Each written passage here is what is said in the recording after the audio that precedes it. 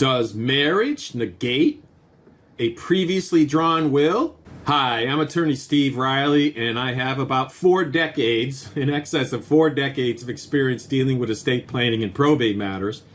And today, what we're going to talk about is what happens to a surviving spouse when an individual does a will, then gets married, then passes away.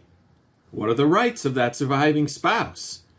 Well, first it assumes that the individual who drew the will did not, in that will, take care of that situation. I recall one time I drafted a will for somebody who said they wanted a will right away, even though they were getting married about 2 weeks later. So you could take into account that subsequent marriage in the will and put in clauses that make it so there is no issue with regard to that.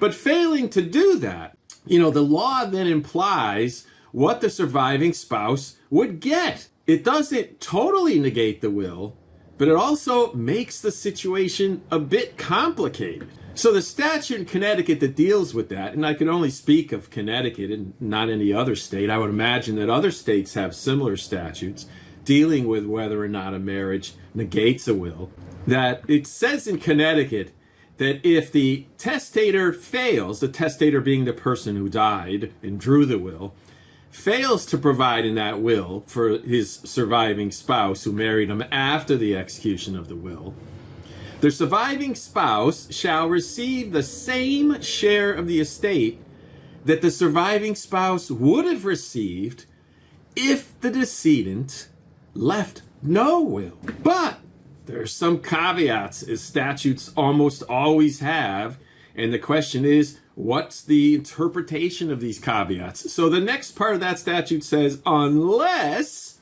it appears from the will that the omission was intentional, or the testator provided for the spouse by transfer outside the will, and the intent that the transfer be in lieu of a testamentary provision is shown by the testator's statements or is reasonably inferred from the amount of the transfer or other evidence. So what that statute's basically saying, if it appears from all the circumstances that that person intended that will to negate the future wife, because that person, or husband I should say for that matter, because that person intended it that way and took other measures to give an inheritance to that particular person, that new spouse. But wow, imagine the interpretation of what was intended, right?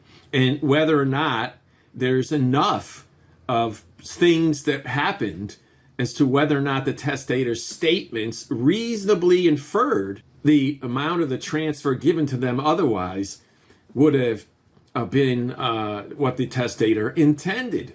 So, but now if that spouse gets what the law says a spouse gets, if there is no will, is also governed by a statute in Connecticut. So it gets even more tricky. All right. If you have no will in Connecticut, what your spouse gets depends on your family situation. If there's no surviving issue meaning a lineal descendant, and that simply means a kid or a grandkid. But so if you have no kids or grandkids and you have no parents alive, then your spouse gets 100% of your estate. If you have no kids or grandkids, but the spouse had a surviving parent, then the surviving spouse is going to get the first $100,000 plus half the balance. If you had kids, all of whom were also a kid of the surviving spouse, then you would get the first $100,000 plus half the balance. So if you were a spouse and there were children and they were also your children, you simply get the first $100,000 plus half of what's left. But if those surviving issue kids, grandkids, are not the surviving spouse's child or grandchild, then the estate is divided equally between the new spouse and the children of the first spouse. So it gets tricky. The bottom line, if you did a will and then you're going to get married, call your lawyer. Get that straightened out. Make sure you take care of it so there isn't going to be this calamity that occurs if, God forbid, you should pass away before doing anything. Well, if you like this video, please give it a thumbs up and then mark that subscribe button there, click on it, and then you'll be able to get future videos that I'll be putting out, as well as it will also allow more people to see these videos. Thank you.